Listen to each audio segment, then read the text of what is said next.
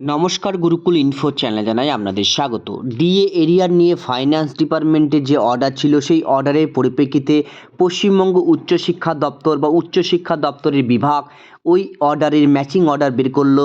অর্থাৎ কীভাবে DA calculation করতে হবে, কীভাবে ডিএর এরিয়া সংক্রান্ত যাবতীয় এমপ্লয়ীদের তথ্য বা ক্যালকুলেশন সংক্রান্ত অর্ডার যাবতীয় তথ্য আপনাদের সামনে শেয়ার করব। ভিডিওটি শুরু করার আগে চ্যানেল যারা নতুন তাদের বিশেষ অনুরোধ, চ্যানেলটি সাবস্ক্রাইব করে পাশে থাকবেন, পাশে থাকা বেল বাটনটি অবশ্যই প্রেস করে দেবেন।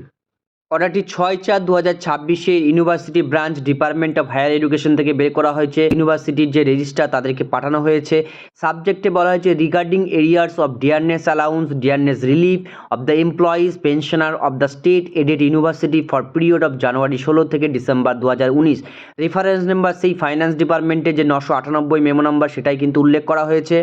চিঠির বিষয়বস্তু ফাইন্যান্স ডিপার্টমেন্টের যে ডিএর এরিয়া সংক্রান্ত অর্ডার, অর্থাৎ জানুয়ারি 2016 থেকে ডিসেম্বর 2019-এ ডিএ মেটানো সংক্রান্ত যে অর্ডার, সেই অর্ডারের পরিপ্রেক্ষিতে এই সমস্ত এমপ্লয়ি বা এই হায়ার এডুকেশন ডিপার্টমেন্টের যারা কর্মরত আছেন তাদের জন্য এই চিঠিতে মেনশন করে দেওয়া যে এমএস এক্সেল ফর্মে সেই ফরম্যাটে সম্পূর্ণ ডেটাবেসটাকে প্রিপেয়ার করতে বলা হচ্ছে এবং ডিডিও দিয়ে এটাকে সার্টিফাইড করতে হবে এবং প্রতিটি এমপ্লয়ীদের যে সার্ভিস বুক বা অ্যাকুইটেন্স রোল থাকে সেইগুলো ভ্যালিডেট করতে হবে। অ্যানেক্সারের যে মেমো নাম্বার অর্থাৎ হায়ার এডুকেশন ব্রাঞ্চের যে অর্ডারটি, সেই অর্ডারটির মেমো নাম্বার দিয়ে প্রোফর্মা 1 এবং প্রোফর্মা 2 শেয়ার করা হয়েছে। ফরম্যাটের আর্নিং পয়েন্টে কম্পোনেন্ট এবং ড্রন অর্থাৎ লেস ড্রন বা ওভার ড্রন স্টেটমেন্ট আমরা যেভাবে করে থাকি সেই ড্রন অনুযায়ী কিন্তু এখানে সাবমিট করতে হবে। অ্যাড রোজ করা যাবে, মান্থ স্টার্ট ডেট এবং মান্থ এন্ড ডেটও দেওয়া হয়েছে।